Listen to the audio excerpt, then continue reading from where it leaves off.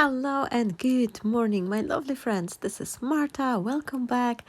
Before I will jump into my project, I wanted to show you for a minute or two my behind the scene process of creating these beautiful flowers everyone are praising. So thank you so very much, my friends. I am super happy, and I just wanted to show you, I just wanted to let you know that I'm putting all my heart into these little flowers I'm creating. Every single one of them is shaped and fold and glue together, all done by myself. So thank you so very much for all of you, my friends, who purchased the set, who has been ordering the box of sunshine or packets of flowers on its own. I'm really appreciating that. This is a huge help for my family budget, and thanks to that I am able to spend more time doing what I love. So I am really super happy and thankful and grateful, and thank you so very much for showing me such a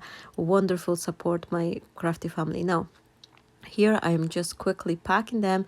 Each single pack of those flowers contains 12 flowers, and there is a bunch of the leaves as well. This is also they are also designed by me. I've hand drawn them, so everything you're receiving it either as a pack of the flowers or those set with elements or the whole box of sunshine, this is all my heart into it. So I'm super grateful, and I just wanted to let you know, my friends, that I am just absolutely over the joy. And yesterday I had my first kind of a testing live, and so many of you friends has joined me, so I'm super happy, and I just couldn't be in a better place having such a wonderful and supportive crafty family.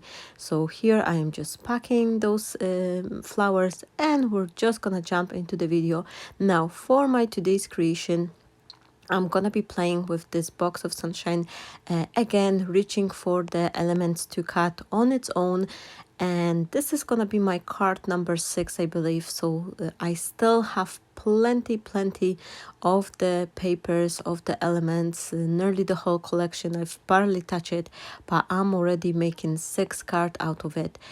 Now today I'm gonna be having this big size 8x8 paper, and here I'm having some extra leftovers. This design paper I was trying to print, I accidentally fit it wrong way, so instead of printing it on both sides, I'm just printing 2 different designs, one on top of another, so that's why it's looking so messy. But I don't want to throw it away. This is a good quality cardstock, so I'm just gonna repurpose it and use it for my today's card. So here I'm just chopping myself some mat and layers using this papers, which I'm not gonna be using as a design paper. I'm always keeping a stack whenever the printing goes wrong or something I'm not happy with the quality. I'm just setting it aside, and later on I have this ready made cardstock to use. Now this top piece paper, it's actually the linen cardstock, so it already have some texture. However, I'm planning to add it even more texture by reaching for some of the embossing folders. I'm just trying to decide which one design I actually like, and here I have some elements I'm gonna be using. So this is a good way to check whether you're gonna be happy. Take your focal point element and just place them on the embossing folder on its own. This will give you a rough idea how the design on the embossing folder is co-working with your focal point elements. So once I've decided which folder looks the best, I'm gonna be put it through my die cutting machine, which is now a SIZZIX Big Shot Plus. And this is the new machine, kind of new. I have it for a few months now. I started from the SIZZIX machine ages ago, and I still have my little like a teal color one. It's no longer a teal because the sunshine has made it's working over these years. But then later on I switched to Spellbinder, and now I'm going back to the SIZZIX in a larger version. I also have electrical Gemini die cutting machine, but this one is quite loud, I must tell you, my friends, and many occasions I am crafting crazy times in the morning before my son wakes up, so I'm trying to be as quiet as possible, but for one purpose of doing embossing folder or something, I usually don't put the electrical machine on, only when I do some batch cutting. That's really helping me a lot here. I'm using this aqua marker. I've been mentioning it before. My friends, one time I went to the shop with my son and my husband to this one of this like a discount, like a BM store. They have lots of different basket toys and stuff, and actually on the kids aisle they have this little like a crafting area, and they had these markers £6 a pack. 12 markers for £6, and they are so-called aqua markers. They don't blend, they barely blend, honestly, but for the purpose of doing like adding the colors or coloring small stamped image, they just absolutely amazing. I've bought all of the pack they had. I think it was six of them, so 72 markers, and I've paid like 30 pound for it.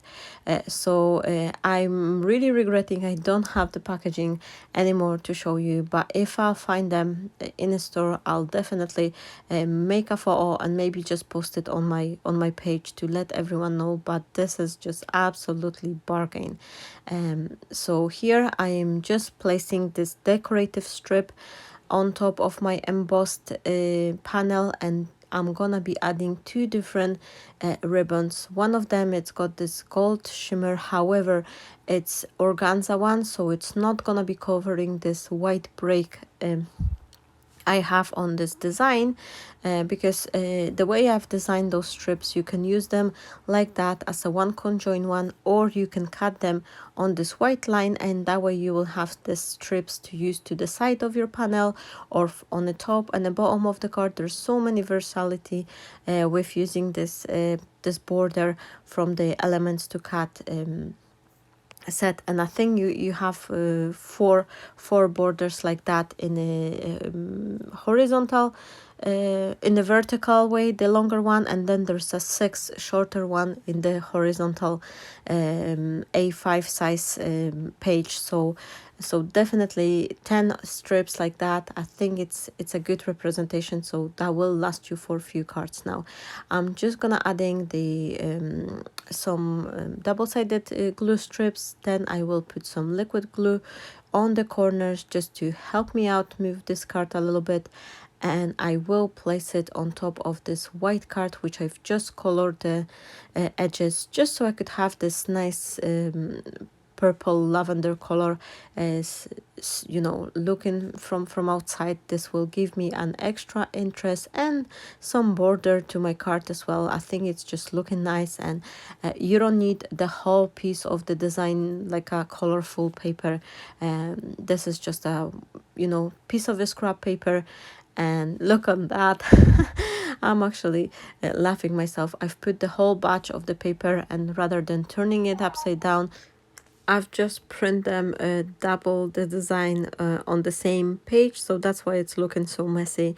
But I don't mind. I'm actually gonna be using it for as a cardstock, because it's still good white card on the back of this paper. Now I'm just gluing, I'm adding the glue to the edges and making sure I have it right, because so many times, my friends, I'm creating the cards and later on, once it's ready, I am discovering that I've put my card upside down and I just glued this front panel wrong way. So make sure you actually double check before gluing it. Now I'm not gonna be using double-sided foam tape for this wreath. I'm just gonna place it directly. I'm trying to keep it relatively flat, so that will easily go with the postage. And whenever you have the embossed design, just add the drop of the liquid glue. The double-sided tape, it won't hold it properly because you have so much texture underneath that's why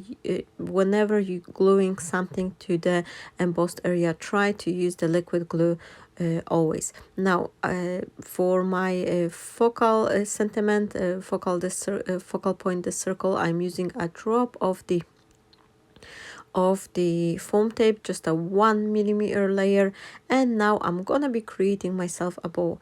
I'm planning to actually create the bow using the same order, 2 pieces of the ribbon. It's not as easy to actually bound the bow when you have 2 layers of the ribbon, but I'll show you the trick.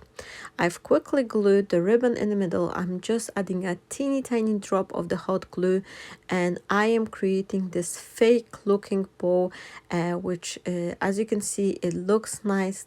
Both sides, they just looking perfectly. This is something which is hard to achieve if you would be creating it, just tying a bow on its own. And now I'm taking teeny tiny bit of the florist wire, which is very, very flexible and easy to do, and I'm just squeezing this bow in the middle, and that way I have this perfectly looking bow, which is actually fake. It's not tight, but it's no one would tell that there is any difference, but thanks to it, I've managed to keep it all in perfect order, and it's just looking beautiful. Now I am trimming the edges. I will use my lighter just to secure them, especially the organza one. They tear really easily, so this is something I like to do, because even if your bow is looking pristine, right after you finish making your card, the 3 minutes after, it will start shredding, and this is what you want to if you're creating a card for someone to give it or sell, or to give it to a friend, you want them to look nice even after a month to after a year. You don't want to have this ugly shredded ribbon. So I'm just trying to secure all my ribbons now. As a final touch, I'm just securing this ribbon a little bit so it's not gonna be moving anywhere, teeny tiny drop. And as a final touch, I'm gonna add a golden brad just to the center of my bow, just to accent it a little bit. And that's basically it. My card will be ready. I'm gonna show you the close-up photo as well. And also I wanted to highlight few of the work of my friends from the Drop of Inspirational group, which is my own inspirational group for my Drop of Sunshine design. And so many of you wonderful friends are posting your cards there, so I wanted to show you a few of them. And down below in the description area, I will give you a links to the pages or the fan pages of the friends who create those cards, just so you could visit them as well and show them appreciation, and maybe like their page or subscribe to their blog or YouTube channel. Thank you so very much, my friends. I hope you enjoyed this video, and I am wishing you all the best. Stay blessed. Bye bye.